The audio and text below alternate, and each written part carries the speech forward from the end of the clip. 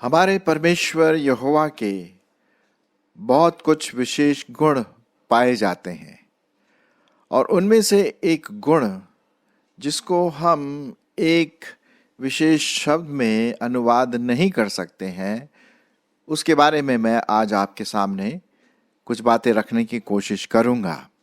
जी हाँ, जैसे कि आप इस पिक्चर में देख रहे हैं, एक हार्ट शेप बना हुआ है और थोड़ा सा उसके अंदर कुछ और भी दूसरी कलर्स, दूसरी बातें आ रही हैं। और उसके बाईं तरफ आप देखेंगे तो इब्रानी भाषा में एक अक्षर लिखा हुआ है, एक शब्द लिखा हुआ है। और दाईं तरफ आप देखेंगे मैंने लिखा है हेसेद। अब आप सोचेंगे भाई ये क्या है, क्या बात आज आप बताना मांगते हैं। जी हाँ, मैं आपको एक इब्रानी भाषा में हेसेद करके एक शब्द आता है जो बाइबल में पाया जाता है, और ये शब्द करीब 2048 और ये शब्द करीब 248 बार इब्रानी भाषा में पुराने नियम में पाया जाता है। और इसका एक प्रकार का चित्रण हम नए नियम में भी देखते हैं। तो आइए, ये क्या हेदेस का मतलब क्या है, उसी के बारे में आज हम डिस्कस करेंगे, सोचेंगे, समझेंगे। ये परमेश्वर का एक विशेष गुण है जिसको एक या दो शब्दों में हम इसका अनुवाद नहीं कर सकते हैं। इसीलिए मैंने आपको जो शीर्षक दिया है वो है परमेश्वर का एक विशेष गुण जो हम देखते हैं। अब ये गुण क्या है?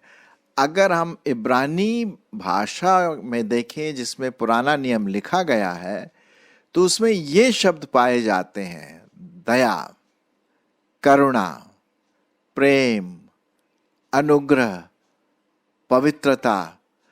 इस प्रकार के शब्दों को यदि हम मिलाएं, और भी दूसरे और शब्द हैं, तो उसी से हम हेसेद का मतलब समझ सकते हैं कि परमेश्वर दयावंत है, परमेश्वर करुणामय है, परमेश्वर प्रेमी है, परमेश्वर अनुग्रहकारी है, परमेश्वर पवित्र है, परमेश्वर सामर्थ देता है। कहने का मतलब ये एक ऐसा संबंध है जो परमेश्वर और उसके लोगों के बीच में होता है। जैसे पुराने नियम में विशेष करके इज़राइल के बीच में था। अब परमेश्वर ने इज़राइल को क्यों चुना भाई, इसके बारे में तो मैं कुछ कह नहीं सकता। उसकी मर्जी है और उसने ये चुना है ना, इज़राइल देश।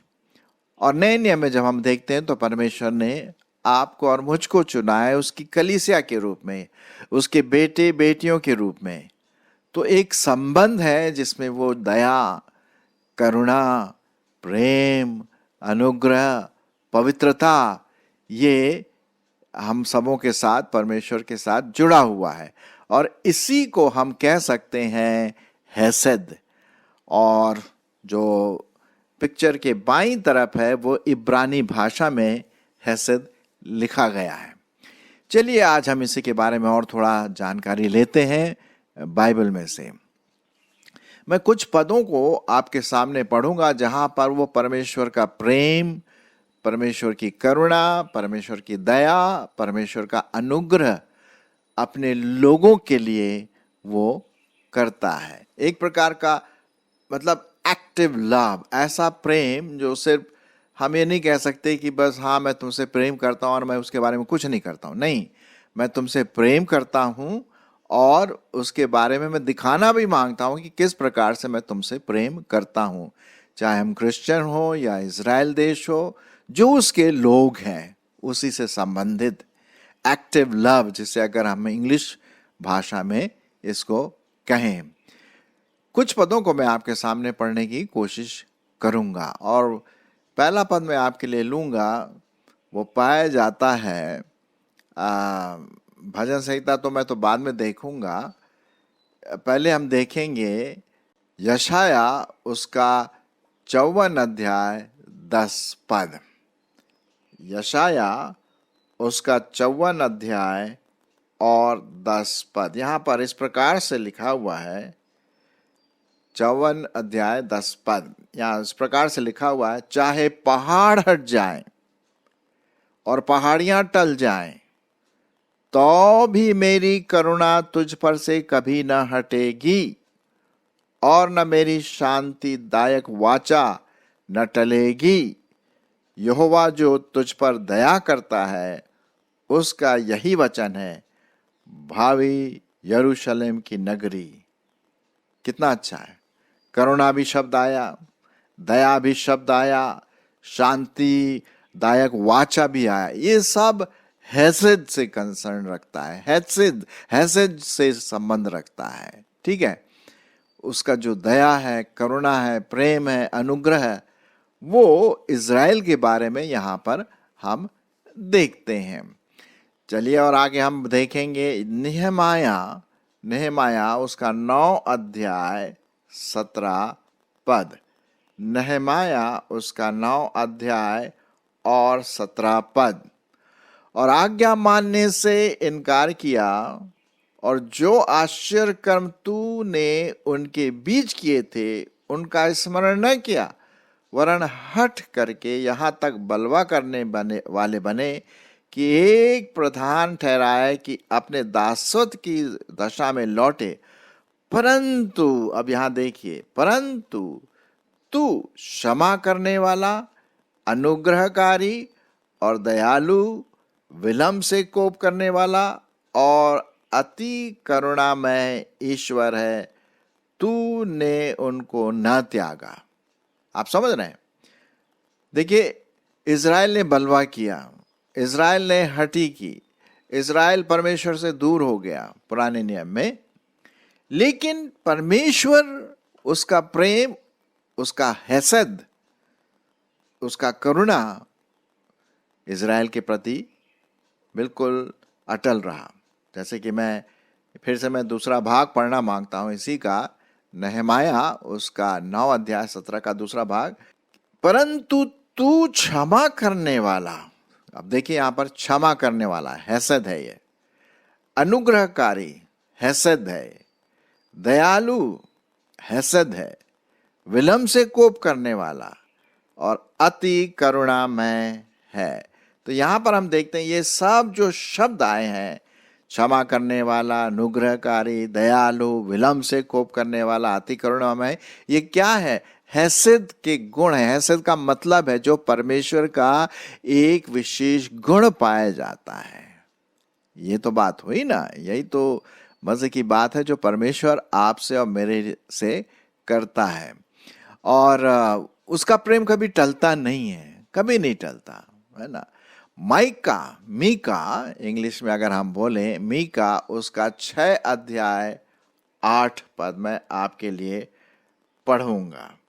मीका उसका 6 अध्याय और उसका 8 पद, यहाँ इस प्रकार से लिखा हुआ है, हे मनुष्य, वह तुझे बता चुका है कि अच्छा क्या है, और यहोवा तुझसे इसे छोड़ और क्या चाहता है, कि तू न्याय से काम करे और कृपा से प्रीति करे और अपने परमेश्वर के साथ नम्रता से चले। जब परमेश्वर हमारे साथ ऐसा करता है तो हमारा भी कोई दायित्व होता है। दायित्व यह है कि हम न्याय से काम करें, कृपा से प्रीति करें, अपने परमेश्वर के साथ नम्रता से चलें। ये सब हैसियत, क्योंकि परमेश्वर क्या है? नम्र है। परमेश्वर कौन है? कृपालु है। परमेश्वर क्या है? न्यायी है।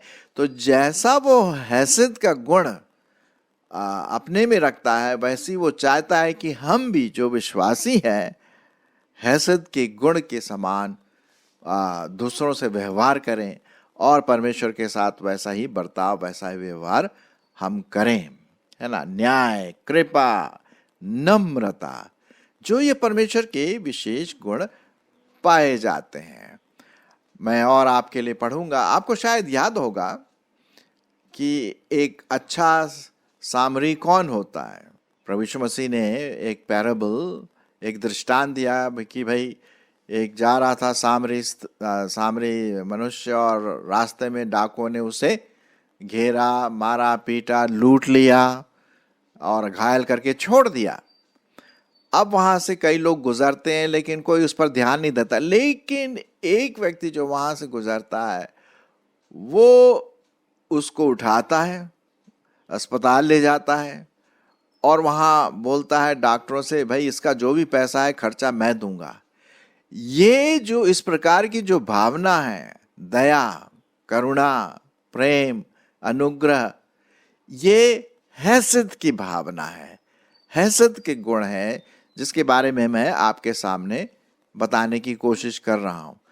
तो जिस प्रकार से परमेश्वर ने हमसे एक एक्टिव प्रेम किया, एक क्रियाशील हमें दिखाया, अपने प्रेम का एक दर्शन उसने दिया कि यूहन्ना 3:16 आप जानते हैं, क्योंकि परमेश्वर ने जगत से ऐसा प्रेम रखा कि उसने अपना एक लौता पुत्र दे दिया, ताकि जो कोई उस पर विश्वास करे वो नाश न हो परंतु अनंत जीवन पाए।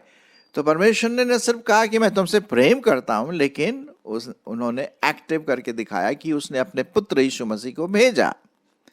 ये एक्शन है, ये दया है, ये करुणा है, ये क्षमा है, ये प्रेम है, ये अनुग्रह है, ये पवित्रता है, ये है परमेश्वर का गुण। ठीक है, उसी प्रकार से हमें भी जब हम कहते हैं कि भाई हम किसी से प्रेम करते हैं तो हमें अब उसको दिखाना है एक्टिव में, एक्शन में, प्रायोगिक रूप से कि हाँ भाई ये है परमेश्वर का प्रेम। तो ये सब बातें अगर हम उसका निचोड़ निकालें तो हैसियत जो इब्रानी शब्द है उसमें इसका पूरा सार आ जाता है। ठीक है, चलिए मैं और आगे आपके लिए कुछ पढ़ना मांगता हूँ। इफिसियों की पत्री उसका 3 अध्याय 18 से 21 पद। अब हम नए नियम में जरा देख लें। इफिसियों की पत्री उसका 3 अध्याय और 18 से 21 पद, चलिए देख लेते हैं। सब पवित्र लोगों के साथ भली भांति समझने की शक्ति पाओ कि उसकी चौड़ाई और लंबाई और ऊंचाई और गहराई कितनी है, और मसीह के उस प्रेम को जान सको जो ज्ञान से परे है, कि तुम परमेश्वर की सारी भरपूरी तक परिपूर्ण हो जाओ। अब जो ऐसा सामर्थी है कि हमारी विनती और समझ से कहीं अधिक काम कर सकता है, उस सामर्थ्य के अनुसार जो हम में कार्य करता है, कलीसिया में और मसीह यीशु में उसकी महिमा पीढ़ी से पीढ़ी तक युगानुयुग होती रहे। अब यहाँ पर कई शब्द आए हैं, अगर आप ध्यान देंगे, जो हैसियत, जो शब्द यहाँ पर जिसके बारे में हम स्टडी कर रहे हैं वो उसमें समा जाता है ना। पहला हम देखते हैं पवित्र लोगों के साथ हम यीशु मसीह के प्रेम को पहचाने, है ना। 19 पद में उस प्रेम को जान सके, उस ज्ञान को जान सके जो परमेश्वर की सारी भरपूरी से परिपूर्ण हो जाता है ना, और वो अपनी सामर्थ्य से हमारे जीवनों में कार्य करता है, और मसीह यीशु में वो हमें पीढ़ी दर पीढ़ी आशीष देता रहता है। ये क्या है? ये हैसियत है, ये परमेश्वर का विशेष गुण है जो वो हमें देता है, दिखाता है, और हम भी उसी प्रकार से हम दूसरों के लिए ये प्रेम दिखा सकें। अब मैं आपके लिए पढ़ूंगा भजन संहिता, पूरा भजन संहिता जो पाया जाता है भजन संहिता उसका 136 अध्याय। इसमें हम परमेश्वर की करुणा के बारे में, परमेश्वर के प्रेम के बारे में, उसके दया के बारे में, उसके अनुग्रह के बारे में हम देखते हैं। तो चलिए थोड़ा और इसको और अच्छी तरह से हम समझ लेंगे यदि हम इस भजन संहिता को पढ़ेंगे। मैं आपके सामने पढ़ रहा हूँ भजन संहिता 136, और देखिए कितनी बार लिखा हुआ है उसकी करुणा सदा की है, उसकी करुणा सदा की है। क्यों उसकी करुणा सदा की है? क्योंकि उसमें हैसियत पाया जाता है, वो गुण, विशेष गुण पाया जाता है जो पदों में यहाँ पर लिखा हुआ है। चलिए मैं आपके लिए पढ़ता हूँ भजन संहिता 136। यहोवा का धन्यवाद करो, क्योंकि वो भला है और उसकी करुणा सदा की है। जो ईश्वरों का परमेश्वर है उसका धन्यवाद करो, उसकी करुणा सदा की है। जो प्रभुओं का प्रभु है उसका धन्यवाद करो, उसकी करुणा सदा की है। ये सब हैसियत के गुण हैं जो प्रभु परमेश्वर में पाया जाता है। उसको छोड़कर कोई बड़े बड़े आश्चर्य कर्म नहीं करता, उसकी करुणा सदा की है। उसने अपनी बुद्धि से आकाश बनाया, उसकी करुणा सदा की है। उसने पृथ्वी को जल के ऊपर फैलाया है, उसकी करुणा सदा की है। उसने बड़ी बड़ी ज्योतियां बनाई, उसकी करुणा सदा की है। दिन पर प्रभुता करने के लिए सूर्य को बनाया, उसकी करुणा सदा की है। और रात भर प्रभुता करने के लिए चंद्रमा और तारा गण को बनाया, उसकी करुणा सदा की है। उसने मिस्रियों के पहलौठों को मारा, उसकी करुणा सदा की है। और उनके बीच से इस्राएलियों को निकाला, उसकी करुणा सदा की है। बलवंत हाथ और बढ़ाई हुई भुजा से निकाल लाया, उसकी करुणा सदा की है। उसने लाल समुद्र को खंड खंड कर दिया, उसकी करुणा सदा की है। और इज़राइल को उसके बीच से पार करवा दिया, उसकी करुणा सदा की है। और फिरौन को सेना समेत लाल समुद्र में डाल दिया, उसकी करुणा सदा की है। वो अपनी प्रजा को जंगल में ले चला, उसकी करुणा सदा की है। उसने बड़े बड़े राजा मारे और उसकी करुणा सदा की है। उसने प्रतापी राजाओं को भी मारा, उसकी करुणा सदा की है। एमोरियों के राजा सिहोन को उसकी करुणा सदा की है। और बाशान के राजा ओग को घात किया, उसकी करुणा सदा की है।